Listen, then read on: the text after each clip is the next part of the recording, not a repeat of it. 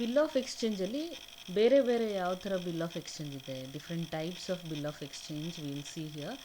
Inland bill ಅಂದರೆ ಇಂಡ್ಯಾದಲ್ಲೇ draw ಆಗಿರಬೇಕು, ಇಂಡ್ಯಾದಲ್ಲೇ ಅದು ರೆಡಿ ಆಗಿರಬೇಕು. The first condition is that ಇಂಡ್ಯಾದಲ್ಲೇ ರೆಡಿ ಆಗಿರಬೇಕು. ಅದು ಇಂಡ್ಯಾದವ್ರಿಗೆ ಕೊಡಲಿಕ್ಕೆ ಆಗಿರಬೇಕು, ಅಥವಾ outside also it is okay. There are two conditions here. First condition, it is drawn in India, and second condition also, it is drawn in India. These two conditions should be there. First condition ಇರಬೇಕು. Second, on ಯಾರ ಮೇಲೆ draw ಮಾಡಿರ್ತೀವಿ ಅವನು ಇಂಡ್ಯಾದಲ್ಲಿ ಇರಬೇಕು. Okay, first ಕಂಡೀಷನಲ್ಲಿ. ಅಥವಾ outside ಇರ್ಬೋದು. ಇಂಡ್ಯಾದಲ್ಲಿ ಇದ್ದಾಗ ಹೊರಗಡೆ ಪೇಮೆಂಟ್ ಮಾಡ್ಬೋದು, ಆದರೆ ಔಟ್ಸೈಡ್ ಇದ್ದಾಗ ಪರ್ಸನ್ನು payable in India. See these two condition only. ಇದು ವೈಸ್ ವರ್ಸ್ ಆಗಿದೆ. ಇಂಡ್ಯಾದಲ್ಲಿ ಫಸ್ಟು ಡ್ರಾ ಆಗಿರಬೇಕು, ಎರಡೂ ಕಂಡೀಷನಲ್ಲಿ ಇಂಡ್ಯಾದಲ್ಲೇ ಡ್ರಾ ಆಗಿರಬೇಕು ಬಿಲ್ ಆಫ್ ಎಕ್ಸ್ಚೇಂಜ್. ಓಕೆ, ಆದರೆ ಫಸ್ಟ್ ಮತ್ತು ಸೆಕೆಂಡ್ ಕಂಡೀಷನಲ್ಲಿ ಇಂಡ್ಯಾದಲ್ಲಿ ಡ್ರಾ ಆಗಿರೋದು ಯಾರಿಗೆ ಕೊಡ್ತಾ ಇದ್ವಿ, ಯಾರ ಮೇಲೆ ಯಾರ ಹೆಸರಲ್ಲಿ ಅದನ್ನು ಕೊಡ್ತಾ ಇದ್ವಿ ಅವನು ಇಂಡ್ಯಾದಲ್ಲಿ ಇರಬಹುದು. ಇಂಡ್ಯಾದಲ್ಲಿದ್ದರೆ ಅವನು ಅದು bill of exchange outside India pay ಮಾಡ್ಬೋದು. ಅವನು ಇಂಡ್ಯಾದಲ್ಲಿ ಇಲ್ಲಪ್ಪ, ಔಟ್ಸೈಡಲ್ಲಿದ್ದಾನೆ ಅಂದರೆ ಅದು ಪೇಯಬಲ್ ಎಲ್ಲಾಗಿರಬೇಕು, ಇಂಡ್ಯಾದಲ್ಲಿ ಆಗಿರಬೇಕು. ಸೊ ಈ ಎರಡು ಕಂಡೀಷನಲ್ಲಿ ಒಂದೇನಾದರೂ ಕಂಡೀಷನ್ ಆದರೆ that is called inland bill ಅಂತ ಹೇಳ್ತೀವಿ. Just example. So bill is drawn by merchant in Delhi on a merchant in Kolkata. ಎರಡು India. And it is payable in Mumbai. ಮೂರು ಇಂಡಿಯಾ. ಇಲ್ಲಿ ನೋಡಿ, second one, bill is drawn by merchant in Kolkata India on a merchant residing in Delhi. ಎರಡು India. But it is accepted and payment done in Japan. ಅವನು ಇಂಡ್ಯಾದಲ್ಲಿದ್ದಾನೆ, ಯಾರ ಮೇಲೆ ತೊಗೊಂಡಿದ್ಯೋ so payable outside India ಆಗ್ಬೋದು. And there is one more, a bill is drawn in India on a person residing outside India but payable in India. Okay, this is the condition. Foreign bill ಅಂದರೆ ಯಾವುದು? ಇದು inland bill ಅಲ್ಲ, ಅದನ್ನು foreign bill ಅಂತ ಹೇಳ್ತೀವಿ. What is that foreign bill? A bill drawn outside India, a bill drawn outside India, payable in India or payable outside India, residing outside India. ಆಯಿತಾ? All these things, bill drawn in India, residing outside India and payable outside India. So ಈ ಎರಡು third ಪಾಯಿಂಟಲ್ಲಿ ನೋಡಿ, bill drawn in India, okay, ಅದು inland case. Person residing outside India ಇಲ್ಲಿ ತನಕನೂ ಏನಾಗಿದೆ, inland bill ಥರ ಇದೆ. ಆದರೆ it should be payable in India. Outside India ಆಗಿದ್ದರೆ it should be payable in India, ಅದು ಇನ್ಲ್ಯಾಂಡ್ ಬಿಲ್ ಆಗ್ತಿತ್ತು. ಬಟ್ ಇದು ಪೇಯಬಲ್ ಔಟ್ಸೈಡ್ ಇಂಡಿಯಾ, ಹಾಗಾಗಿ ಅದು ಏನಾಗುತ್ತೆ, ಫಾರಿನ್ ಬಿಲ್ ಆಗುತ್ತೆ. Next demand bill. Demand bill ಅಂದರೆ ಯಾವಾಗ ಪರ್ಟಿಕ್ಯುಲರ್ ಬಿಲ್ ಆಫ್ ಎಕ್ಸ್ಚೇಂಜ್ ಹೋಗಿ ಪ್ರೆಸೆಂಟ್ ಮಾಡ್ತೀವಿ, ಡಿಮ್ಯಾಂಡ್ ಮಾಡ್ತೀವಿ, ಆವಾಗ ಅದು ಬಿಲ್ನ ಪಾಸ್ ಮಾಡಬೇಕು. ನೆಕ್ಸ್ಟ್ ಯೂಸೆನ್ಸ್ ಬಿಲ್ ಅಂತಂದರೆ contains an expression making it payable on the expiration of a certain period after date or after sale. After date ಅಂದರೆ ಇಲ್ಲಿ ಬಿಲ್ ಆಫ್ ಎಕ್ಸ್ಚೇಂಜಲ್ಲಿ ಒಂದು ಡೇಟ್ ಇರುತ್ತಲ್ಲ, ಆ ಡೇಟ್ ಎಕ್ಸ್ಪೈರ್ ಆದಮೇಲೆ ಹೋಗಿ ತೊಗೋಬೋದು. That is called usance bill. Trade bill ಅಂದರೆ genuine trade ಇರಬೇಕು, ನಾರ್ಮಲಾಗಿ ಟ್ರೇಡ್ ನಡೆದಿರಬೇಕು. On that basis bill of ಎಕ್ಸ್ಚೇಂಜನ್ನ ಮಾಡಿರ್ತಾರೆ, ಅದನ್ನು ಟ್ರೇಡ್ ಬಿಲ್. ಆದರೆ ಟ್ರೇಡಿಂಗ್ ಪ್ರಾಪರಾಗಿರಲ್ಲ, ಆದರೆ ಬಿಲ್ ಆಫ್ ಎಕ್ಸ್ಚೇಂಜು ಡ್ರಾ ಆಗಿರುತ್ತೆ, ಅಕ್ಸೆಪ್ಟು ಆಗಿರುತ್ತೆ. That is accommodation bill. Next documentary bill. ಆ ಬಿಲ್ ಆಫ್ ಎಕ್ಸ್ಚೇಂಜ್ ಜೊತೆಗೆ ಬೇರೆ ಗೂಡ್ಸ್ದು ಡಾಕ್ಯುಮೆಂಟ್ಸ್ನ ಅಟ್ಯಾಚ್ ಮಾಡಿರ್ತಾರೆ, ಅದನ್ನು ಡಾಕ್ಯುಮೆಂಟ್ರಿ ಬಿಲ್ ಅಂತೇಳಿ. ನೆಕ್ಸ್ಟ್ ಹಂಡಿ. ಹಂಡಿ ಅಂತಂದರೆ I will just show you some of the examples of Handi. See here, right hand side, Bombay province, it's a handi for 2500. ಇಲ್ಲಿ ಒಂದಷ್ಟಿದೆ. ಇಟ್ ಈಸ್ ಇನ್ ಹಿಂದಿ ಲ್ಯಾಂಗ್ವೇಜಲ್ಲಿದೆ. Okay, this also hundi. Hundi is what, it's a negotiable instrument. ಇದು medieval India like 1500 1600 ಈ ಟೈಮಲ್ಲಿ use ಮಾಡ್ತಾ ಇದ್ದಿದ್ದು for the credit ಟ್ರಾನ್ಸಾಕ್ಷನ್ಸ್ಗೆ ಇದು use ಆಗ್ತಾಯಿತ್ತು. ಅದನ್ನು ಹಂಡಿ ಅಂತ ಹೇಳ್ತಾ ಇದ್ವಿ. Next negotiable instrument check. As we know, check ಬಗ್ಗೆ ಜಾಸ್ತಿ ಏನು ಹೇಳೋದು ಬೇಕಿಲ್ಲ, ಎಲ್ಲರಿಗೂ ಗೊತ್ತು ವಾಟ್ ಈಸ್ ಚೆಕ್, ಹೇಗಿರುತ್ತೆ, ಏನು ಎತ್ತ ಅಂತ. But still I show you the cheque. Okay, these are the cheques of different bank. I C I C bank, S B I bank, ಇದ್ಯಾವುದು ಮಿಸ್ಟರ್ ಜಾನ್ ಜೋನ್ಸ್ ಅಂತೆ, ದಿಸ್ ಈಸ್ ಸಿಂಡಿಕೇಟ್ ಬ್ಯಾಂಕ್, ಇದು again S B I. ಇದು again it's a cheque bank name, S B I. Again this one is which, Canara Bank ಆಯಿತಾ, first bank of Vicky ಅಂತೆ. So this are the cheques. ನಮಗೆ ಗೊತ್ತಿರೋದು ಈ ಥರದೊಂದು check ಅಲ್ಲ. ಚೆಕ್ಕಲ್ಲಿ ಯೂಶ್ವಲಾಗಿ ಏನಿರುತ್ತೆ, see will take one example here. So pay dash or order. See, this is also, it is written pay to some person or order of rupees so and so. Okay, ಆಮೇಲೆ ಇಲ್ಲಿ account number ಇರುತ್ತೆ, ಯಾರ ಹೆಸರಲ್ಲಿ. ಇವಾಗ ಇಲ್ಲಿ ಈ ಎಕ್ಸಾಂಪಲ್ಲಿ ದೀಪಕ್ ದಾಸ್ ಅನ್ನೋದು account holder, ಅವನದು ಅಕೌಂಟ್ ನಂಬರ್ ಇದು ಆಯಿತಾ. This is multicity cheque payable at par all branches of S B I. ಅಂದರೆ ಇವನು ಯಾವುದೇ ಎಲ್ಲಿದೆಪ್ಪ ಒಂದು branch, Mahadevar road, Kapil, New Delhi branch ಇರೋದು. If the person gives to me, I want to deposit, ನನ್ನ ಬ್ಯಾಂಕ್ ಅಕೌಂಟು ಇಲ್ಲೇ ಬೆಂಗಳೂರಲ್ಲಿದೆ ಅಂದ್ಕೊಳ್ಳೋಣ. ಸೊ ಈ ಚೆಕ್ನ ತೊಗೊಂಡು ನಾನು ಬೆಂಗಳೂರಲ್ಲಿ ಡೆಪಾಸಿಟ್ ಮಾಡಿದ್ರೆ ನನ್ನ ಬ್ಯಾಂಕಲ್ಲಿ, ಅವಾಗೇನಾಗುತ್ತೆ, ಇಟ್ ಈಸ್ ಡ್ರಾನ್ ಇನ್ ಬ್ಯಾಂಗ್ಳೂರ್. ಮೊದಲು ಹಂಗಿರ್ತಿರ್ಲಿಲ್ಲ. ಮೊದಲು ಏನಾಗ್ತಿತ್ತು, ಅದು ಔಟ್ ಸ್ಟೇಷನ್ ಆಗೋಗ್ತಾಯಿತ್ತು. ಒಂದು ಸ್ಟೇಟಲ್ಲಿ ಇದ್ರೆ ಮಾತ್ರ ಅದು ಔಟ್ ಸ್ಟೇಷನ್ ಅಲ್ಲ, ಬೇರೆ ಬೇರೆ ಒಂದು ಸಿಟಿ ಬೇರೆ ಊರಂತಂದರೆ ಅದು ಔಟ್ ಸ್ಟೇಷನ್ ಚೆಕ್ಸ್ ಆಗೋಗ್ತಾಯಿತ್ತು. Now it is not like that. Multicity cheque payable at everywhere, all the branches in S B I ಇರೋದ್ರಿಂದ. So this hold good for giving me the cheque. ಇಲ್ಲಿ ನೋಡಿ, this is a cheque number and this is the MICR code of the cheque. And ಇದು RBIಯಲ್ಲಿರೋ account number, ಇದು transaction code, ಏನು transaction ಇದೆ ಅಂತ. ಇಲ್ಲಿ ಡೇಟ್ ಬರಿಬೇಕು, ಅಮೌಂಟು, ಯಾರು ಕೊಡ್ತಾ ಇರೋದು ಎಲ್ಲ, and the signature of this person Deepak Das. ಇಷ್ಟು ಮಾಡಿಕೊಟ್ರೆ this is a valid check. ಇನ್ನು ಮುಂದೆ ಚೆಕ್ಸ್ ಯಾವ ಥರ ಇದೆ, ವೆರೈಟೀಸ್ ಆಫ್ ಚೆಕ್ಸ್, ಅದನ್ನೆಲ್ಲ ನೋಡ್ತಾ ಹೋಗೋಣ. ಸೊ ಚೆಕ್ ಏನು ಹೇಳುತ್ತೆ, it is a common form of negotiable instrument if a person has a saving bank account or a current account in any bank can issue a check on his own name or in favor of others. ಬೇರೆಯವ್ರಿಗೆ ಇದನ್ನು ಕೊಡ್ಬೋದು. And here this is the negotiable instrument act 8081 defines cheque. ಏನಪ್ಪ ಹೇಳುತ್ತೆ ನೋಡೋಣ.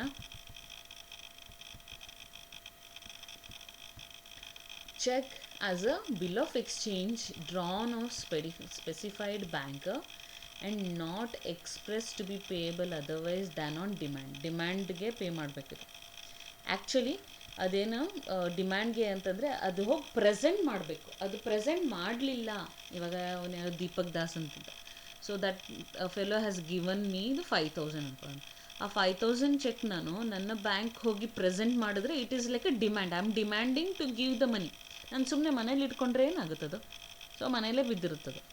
So I am not getting the money until and unless I demand, I won't get the money. So it is they have mentioned. See, demand ಇಲ್ಲ ಅಂದರೆ ಆಗಲ್ಲ ಅಂತ.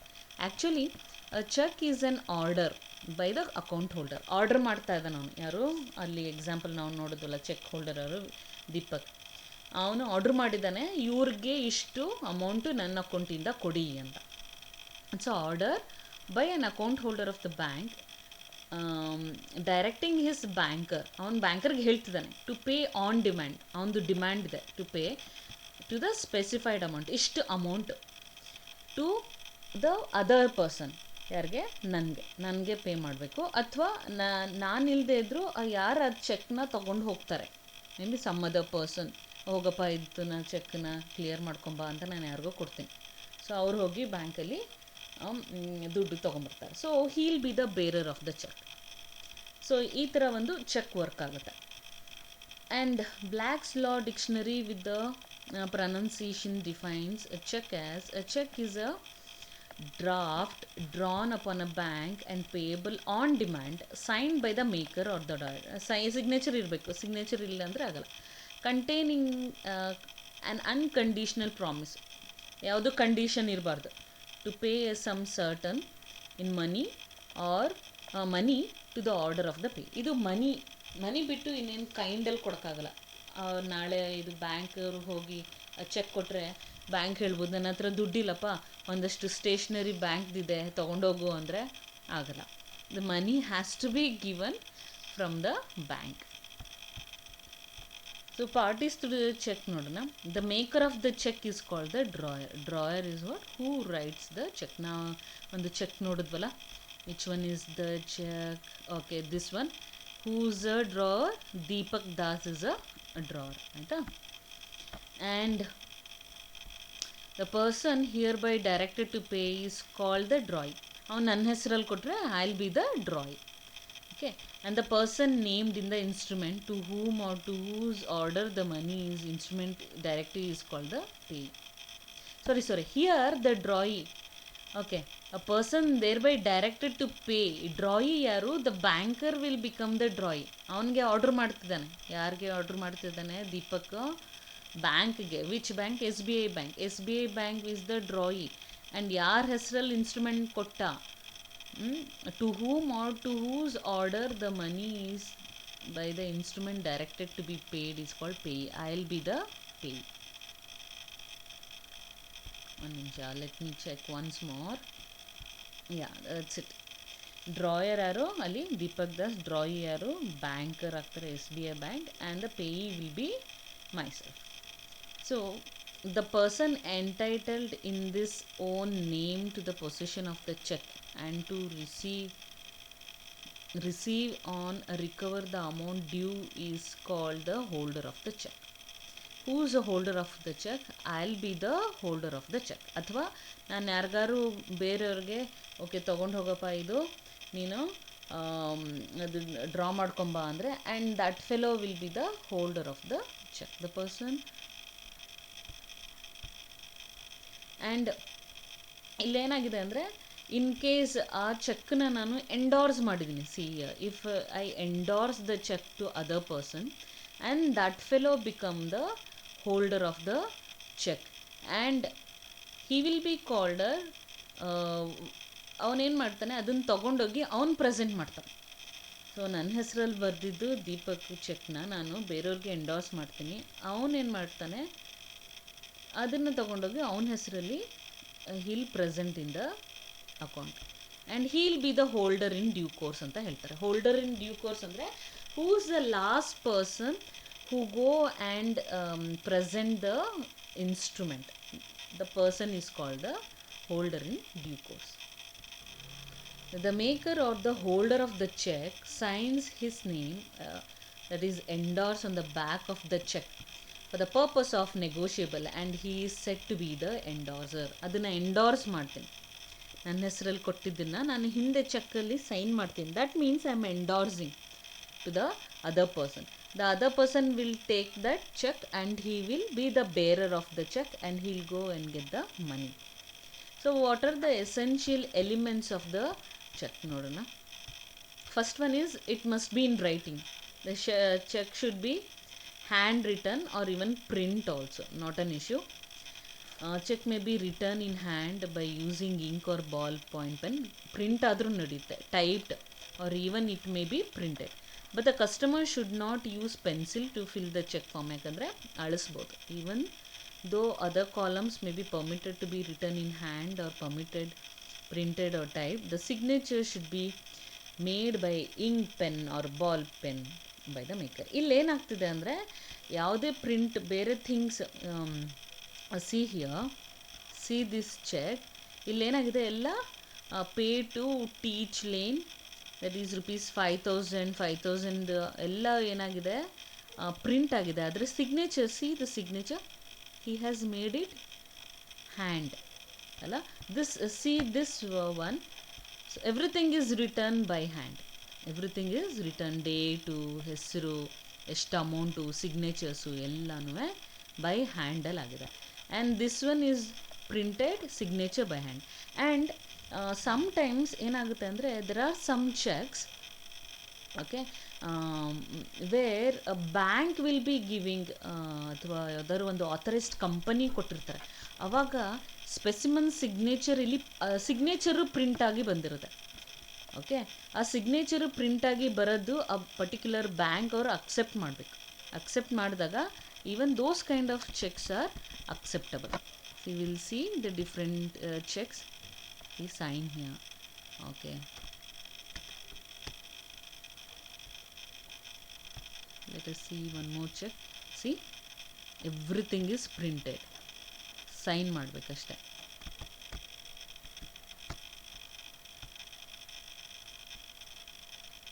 Always use account pay, ಇದೆಲ್ಲ ಆಮೇಲೆ ಬರೋಣ. ಸೊ ಇಲ್ಲಿ ಅರ್ಥ ಆಯ್ತಲ್ಲ, which is return writing should be there. Second point is it must be unconditional. ಯಾವುದೇ ಒಂದು ಕಂಡೀಷನ್ ಇರಬಾರ್ದು. If there is any condition imposed to pay the amount to the holder of the check, then it will not be considered as a check. Check made payable on the happening of the contingent event is also contingent event. ಇವತ್ತು ಮಳೆ ಬರುತ್ತೆ ಆವಾಗ ಈ ಚೆಕ್ನ pass ಮಾಡಿ, no, that is not correct. This is a void ಆಗಿಬಿಡುತ್ತೆ. In the court of law that is not acceptable. Next, it must be drawn on a specified banker. ಚೆಕ್ಕಲ್ಲಿ main ಏನಾಗಿದೆ, ಆ ಪರ್ಟಿಕ್ಯುಲರ್ ಬ್ಯಾಂಕ್ ಡೀಟೇಲು ಎಲ್ಲ ಇರುತ್ತೆ, bank account. That shows that banker should be giving the money to the other person ಅಲ್ಲ. It is demanding the banker. If I have a account in SBI, I am drawing the cheque to the SBI bank telling to pay to some other person. This is a specified banker. ನಾನು SBI ಬ್ಯಾಂಕಲ್ಲಿರೋದು other bank, Syndicate Bank, Canara Bank ಅವ್ರಿಗೆ ಹೇಳೋಕ್ಕಾಗಲ್ಲ ನಾನು pay the money ಅಂತ, because I don't have any money that, I don't have any account that. Okay, then next one is certain sum of money. They should be mentioning certain sum of money. Blank cheque ಹೇಳಿದ್ದೀರಾ, giving a blank cheque ಕೊಟ್ಟರೆ bank ಅವರು ಏನಂತ ತುಂಬ್ಕೋತಾರೆ. So they have to mention the amount, specific ಆಗಿ mention ಆಗಿರಬೇಕು, otherwise it is not valid. And certain payee ಹೆಸರು ಇರಬೇಕಲ್ಲಿ, ಯಾರಿಗೆ ಕೊಡ್ತಾ ಇದ್ದೀವಿ ನಾವು ಚೆಕ್. ನಮಗೆ ನಾವು ತೊಗೋತಿದ್ರೆ ಸೆಲ್ಫ್ ಅಂತ ಬರೆದ್ಬಿಟ್ಟು ತೊಗೋತೀವಿ, ಅಥವಾ ಬ್ಯಾಂಕ್ಗೆ ಅಂದರೆ ಯುವರ್ ಸೆಲ್ಫ್ ಅಂತ ಕೊಡ್ತೀವಿ ಆಯಿತಾ. ಬೇರೆಯವ್ರಿಗೆ ಅಂದರೆ ಅವ್ರ ಹೆಸರು ಬರೆದು ಕೊಡಬೇಕಾಗುತ್ತೆ. Okay, that is what certainty of the payee should be there. And the date, next one is date. Valid date ಇರಬೇಕು. See, if I have drawn a check ಅಂದರೆ ಇವತ್ತಿನ ಡೇಟ್ ಹಾಕ್ತೀನಿ, ಅಥವಾ ನೆನ್ನೆ ಡೇಟು ಹಾಕ್ಬೋದು ಆಯಿತಾ. I can't write a date for 10 years back. ಯಾಕಂದರೆ ನೆನ್ನೆ ಡೇಟ್ ಯಾಕೆ ಹಾಕ್ಬೋದು ಅಂತಂದರೆ the check validity is there. Okay, ಆ ಚೆಕ್ ವ್ಯಾಲಿಡಿಟಿ ಏನಂದರೆ, ಒಂದು ಚೆಕ್ ನಾನು ಬರ್ಕೊಟ್ಟಿದ್ದೀನಿ ಅಂತಂದರೆ ಇವತ್ತಿನ ಡೇಟ್, ಫಾರ್ ಎಕ್ಸಾಂಪಲ್ ಇವತ್ತಿನ ಡೇಟ್ ಹಾಕಿದರೆ ನಾನು ಅದಕ್ಕೆ 3 ತಿಂಗಳು ವ್ಯಾಲಿಡಿಟಿ ಇರುತ್ತೆ, that is 90 days validity. If I back date the check, ಇವತ್ತು ಕೊಟ್ಟರು ನಾನು ಎಷ್ಟು ದಿನ ಬ್ಯಾಕ್ ಡೇಟ್ ಮಾಡ್ಬೋದು, ಒಂದು 89 ದಿನ ತನಕ ಬ್ಯಾಕ್ ಡೇಟ್ ಮಾಡಿಕೊಡ್ಬೋದು. ಸೊ ಅದು ನಾಳೆ ಹೋಗಿ ಅವನು ಚೆಕ್ನ ಡ್ರಾ ಮಾಡ್ಕೋಬೋದು. So up to that 90 days. ಓಕೆ, ಯೂಶ್ವಲಾಗಿ ಬ್ಯಾಕ್ ಡೇಟ್ ಮಾಡೋಕ್ಕಾಗಲ್ಲ, ಮಾಡ್ಬೋದು ಡಿಪೆಂಡಿಂಗ್ ಆನ್ ದ್ಯಾಟ್. ಅದೇ 10 ವರ್ಷದಿಂದ cheque it's of no use, it's doesn't have any ವ್ಯಾಲಿಡಿಟಿನೇ ಬರೋಲ್ಲ. ಸೊ ಹೇಗಿರಬೇಕು ಚೆಕ್ ಡೇಟು ಅಂತಂದರೆ, it should be valid date ಆಯಿತಾ. 15th century 17th century ಅಥವಾ ನೆಕ್ಸ್ಟ್ ಬರೋದು ಡೇಟ್ಸ್ಗಳು. ಪೋಸ್ಟ್ ಡೇಟೆಡ್ ಚೆಕ್ಸ್ ಅಂತ ಹೇಳ್ತೀವಿ. ಪೋಸ್ಟ್ ಡೇಟೆಡ್ ಚೆಕ್ಸ್ ಯಾವಾಗ ಕೊಡ್ತೀವಿ, ಯಾವುದೇ ಒಂದು ಟ್ರಾನ್ಸಾಕ್ಷನ್ ನಾವು ಹೇಳ್ತೀವಿ ನಾನು ಚೆಕ್ ಕೊಟ್ಟಿರ್ತೀನಿ, ಆದರೆ ನೀವು ಅದು 1 ವಾರ ಬಿಟ್ಟು ಅದನ್ನು ನೀವು ಪ್ರೆಸೆಂಟ್ ಮಾಡಿ ಅಂತ. ಆವಾಗ ನಾನೇನು ಡೇಟ್ ಏನು ಬರಿತೀನಿ, 1 ವಾರ ಬಿಟ್ಟು ಪೋಸ್ಟ್ ಡೇಟೆಡ್, ಇವತ್ತಿನ ಡೇಟ್ ಅಲ್ಲ, ನೆಕ್ಸ್ಟ್ ವಾರ 1 ವಾರ ಬಿಟ್ಟು ಯಾವ ಡೇಟ್ ಬರುತ್ತೋ ಆ ಡೇಟ್ನ ಹಾಕ್ಕೊಟ್ಟಿರ್ತೀನಿ. ಅದಕ್ಕಿಂತ ಮುಂಚೆ ಹೋಗಿ ಅವರು ಅಲ್ಲಿ ಪ್ರೆಸೆಂಟ್ ಮಾಡಿದ್ರೆ ಬ್ಯಾಂಕ್ ಅವ್ರು ಅಕ್ಸೆಪ್ಟೇ ಮಾಡಲ್ಲ. ಓಕೆ, ಇದು ಇನ್ನೂ 1 ವಾರ ಇದೆ ಸರ್, ಅದಾದಮೇಲೆ ಇದು ನೀವು ಪ್ರೆಸೆಂಟ್ ಮಾಡಬೇಕು. So that's why the date is very important, ಒಂದು validity of the cheque. Okay, cheque valid ಇರಬೇಕು ಅಂದರೆ ಡೇಟು ಸಿಗ್ನೇಚರ್ಸು ವೆರಿ ಇಂಪಾರ್ಟೆಂಟ್. ಇವಾಗ ಒಂದು ಬ್ಯಾಂಕಲ್ಲಿ ನಾನು ಸೈನ್ ಮಾಡಿರ್ತೀನಿ, ಅದೇ ಸ್ಪೆಸಿಮೆನ್ ಸಿಗ್ನೇಚರ್ ಅಂತ ತೊಗೊಂಡಿರ್ತಾರೆ. ಇದೇ ಥರ ಸೈನ್ ಮಾಡಬೇಕು ಅಂತ ಹೇಳಿರ್ತಾರೆ ಎಲ್ಲ ಕಡೆ. ಆದರೆ ನಾನು ಛೋಟಾ ಸೈನ್ ಮಾಡಿಬಿಟ್ಟಿರ್ತೀನಿ, ಯಾವುದೋ ಬೇರೆ ಸಿಗ್ನೇಚರ್ ಮಾಡಿಬಿಟ್ಟಿರ್ತೀನಿ ಹರಿಬರಿಗೆ. ಅವಾಗೇನಾಗುತ್ತೆ, ಚೆಕ್ ಪಾಸ್ ಆಗೋಲ್ಲ, ಸಿಗ್ನೇಚರ್ ಮಿಸ್ ಮ್ಯಾಚ್ ಅಂತ ವಾಪಸ್ ಬಂದ್ಬಿಡುತ್ತೆ. ಓಕೆ, ಸೊ ಡೇಟು ಸಿಗ್ನೇಚರ್ಸು ಯಾರ ಹೆಸ್ರಲ್ಲಿ ಬರಿತಾ ಇದ್ದೀವಿ. ಇವಾಗ ನಾನು ಯಾರ್ದೋ ಒಬ್ಬರು ಹೆಸರು ಬರಿತೀನಿ, ಅವ್ರದ್ದು ಇನ್ಷಿಯಲ್ ಬರೆಯಲ್ಲ, ಅಥವಾ ಯಾರೋ ಒಬ್ಬರು ಹೆಸರು ಅವರ ಅಕೌಂಟಲ್ಲಿ ಇನ್ಷಿಯಲ್ ಇರುತ್ತೆ ಮತ್ತು ಸರ್ನೇಮ್ ಇರುತ್ತೆ ಅಂದ್ಕೊಳ್ಳೋಣ. ಆದರೆ ನಾನು ಬರೀ ಅವ್ರದ್ದು ಫಸ್ಟ್ ನೇಮ್ ಬರೆದು ಕೊಟ್ಬಿಟ್ಟಿರ್ತೀನಿ. ಅದರಲ್ಲಿ ಅವ್ರು ಏನು ಮಾಡ್ಕೋಬೋದು, ಇನಿಷಿಯಲ್ ಮತ್ತು ಸರ್ನೇಮ್ ಬರ್ಕೋಬೋದು, no problem. They can write the initial and surname. ಆದರೆ ಇನಿಷಿಯಲ್ ಸರ್ನೇಮ್ ಬೇರೆ ಬರೆದ್ಬಿಟ್ಟು ಆ ಬ್ಯಾಂಕ್ ಅಕೌಂಟಲ್ಲಿ ಅವ್ರದ್ದು ಇನಿಷಿಯಲ್ ಸರ್ನೇಮ್ ಏನೂ ಇಲ್ಲ, ಬರೀ ಅವ್ರದ್ದು ಫಸ್ಟ್ ನೇಮ್ ಇದೆ ಅಂದರೆ ಅವ್ರು ಏನಂತಾರೆ, ಇದು ಯಾರ್ದೋ ಬೇರೆಯವ್ರ ಚೆಕ್ ನೀವು ತೊಗೊಂಬಂದಿದ್ದೀರಾ, so he is a different person ಆಗ್ಬಿಟ್ಟು. So certainty of the person ಎಲ್ಲನೂ ನೋಡ್ತಾ, each and everything, date signatures ಯಾವ ಥರ ಬರೆದಿದ್ದೀರಾ, ಎಷ್ಟು ಅಮೌಂಟ್ ಬರೆದಿದ್ದೀರಾ, all these things will be these are the essentials. What is the use of the cheque? Hard cash need to be carried and check helps in making heavy payments which is safe. Obviously ಅಲ್ಲ, ನಾವು ಒಂದು 10 ಲಕ್ಷ 20 ಲಕ್ಷ ಏನೋ transaction ಮಾಡಬೇಕು ಅಂದರೆ 10 lakh 20 lakh hard cash ತೊಗೊಂಡು ಹೋಗಬೇಕು ಅಂದರೆ ಎಷ್ಟು ಇದಿರುತ್ತಲ್ಲ, ಹೆದರಿಕೆ ಇರುತ್ತೆ, ಇಷ್ಟೊಂದು ದುಡ್ಡು ತೊಗೊಂಡು ಹೋಗ್ತಾ ಇರ್ತೀವಿ, ಕಳ್ತನ ಆಗುತ್ತೆ ಅಂತ. But check doesn't matter. ಇವಾಗ ಚೆಕ್ ಹಾಳೋದ್ರೂ ಇಮಿಡಿಯೇಟಾಗಿ ಆ ಚೆಕ್ ನಂಬರ್ ಇರುತ್ತೆ, ಹೋಗಿ ಬ್ಯಾಂಕಿಗೆ ಸ್ಟಾಪ್ ಪೇಮೆಂಟ್ ಕೊಟ್ಟರು ಇಮ್ಮಿಡಿಯೇಟಾಗಿ ಸ್ಟಾಪ್ ಪೇಮೆಂಟ್ ಮಾಡ್ತಾರೆ, ಯಾರೂ ಅದು ಪೇಮೆಂಟ್ ಮಾಡ್ಕೊಳಕ್ಕಾಗಲ್ಲ. There is so many ways we are secured with the cheque. And second use is it is also convenient to receive money. ಅಷ್ಟು ದೊಡ್ಡ ಅಮೌಂಟನ್ನ ನಾವು ತೊಗೊಂಡೋಗೋದು ಕಷ್ಟ ಮತ್ತು ಈಸ್ಕೊಳ್ಳೋದು ಕಷ್ಟ. ಅದ್ರ ಬದಲು ಇಟ್ ಈಸ್ ವೆರಿ ಈಸಿ, ನಮ್ಮ ಅಕೌಂಟ್ ಹೊಟ್ಟೋಗಿರುತ್ತೆ, ನಾವು ಕ್ಯಾಶೇ ತೊಗೊಳೋದು ಬೇಕಿರಲ್ಲ. And cheque even serves the purpose of receipt ಆಗುತ್ತೆ, ನಮ್ಮ ಅಕೌಂಟ್ಗೆ ಹೋಗುತ್ತೆ, ನಮ್ಮ ಅಕೌಂಟಲ್ಲಿ ಡೆಪಾಸಿಟ್ ಆಗುತ್ತೆ, ಎಷ್ಟು ಅಂತ ಎಲ್ಲ ಗೊತ್ತಾಗುತ್ತೆ, ಪೇಮೆಂಟ್ ಎಷ್ಟಾಗಿದೆ, ರಿಸೀವ್ ಎಷ್ಟಾಗಿದೆ, ಎಲ್ಲ ಅಕ್ನಾಲೇಜ್ಮೆಂಟ್ ಸಿಗುತ್ತೆ ನಮ್ಮ ಬ್ಯಾಂಕಿಂದ. Next one is regarding any dispute between parties, drawer and Peyi.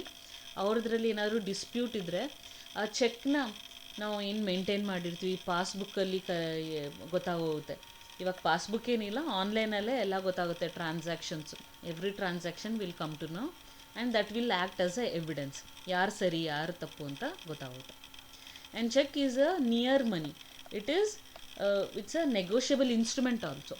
Almost it's cheque ಬರೆದಿದ್ದನ್ನು ನಾಳೆ ಹೋಗಿ ನಾನು ಬ್ಯಾಂಕಲ್ಲಿ ವಿಡ್ರಾ ಮಾಡ್ಬೋದು. It's very liquid, it's a liquid money. And it minimizes the operation of legal tender money and the banker can operate with a less amount of cash reserves. ಇಲ್ಲೇನಾಗುತ್ತೆ ಅಂದರೆ cash reserves, ನಾವು cash reserve ಇಟ್ಕೋಬೇಕು ಬ್ಯಾಂಕ್ದು ಅಂತ ಹೇಳಿದೆ, ಯಾವುದಕ್ಕೆ, credit ಕ್ರಿಯೇಷನ್ಗೆ ಅಲ್ಲ. ಆ credit ಕ್ರಿಯೇಷನ್ಗೆ ಬ್ಯಾಂಕಲ್ಲಿ ಕ್ಯಾಶ್ ರಿಸರ್ವ್ಸು ಎಷ್ಟು ಇಟ್ಕೋಬೇಕು, CRR ಬಗ್ಗೆ ಎಲ್ಲ ಹೇಳಿದೆ. So this check also it's legal way of, ಅವ್ರಿಗೆ ಎವಿಡೆನ್ಸ್ ಸಿಗುತ್ತೆ ಎಷ್ಟು ಕ್ಯಾಶ್ ಅವ್ರು ವಿಡ್ರಾ ಮಾಡ್ತಿದ್ದಾರೆ, ಎಷ್ಟು ಕ್ಯಾಶ್ ಅವರು ತೊಗೋತಾ ಇದ್ದಾರೆ, ರಿಸರ್ವ್ಸಲ್ಲಿ ಎಷ್ಟು ತೊಗೋತಾ ಇದ್ದಾರೆ ಅನ್ನೋದೆಲ್ಲ. Even for bank it is helpful. So thus we have so many uses, ಇನ್ನೂ ತುಂಬ ಯೂಸಸ್ ಇದೆ. Very safe, secured. ಇವಾಗ ಆ ಚೆಕ್ಕು ಅಷ್ಟೊಂದೇನು ರಿಕ್ವೈರ್ಮೆಂಟ್ ಇಲ್ಲ. Nowadays we have so many, ಅದು UPI transaction we can do, online transaction we can do. But cheque is what evidence we create, ಎವಿಡೆನ್ಸ್ಗೋಸ್ಕರ ಚೆಕ್ನ ಯೂಸ್ ಮಾಡ್ತೀವಿ. ನೆಕ್ಸ್ಟು ಟೈಪ್ಸ್ ಆಫ್ ಚೆಕ್ ನೋಡೋಣ next ಕ್ಲಾಸಲ್ಲಿ.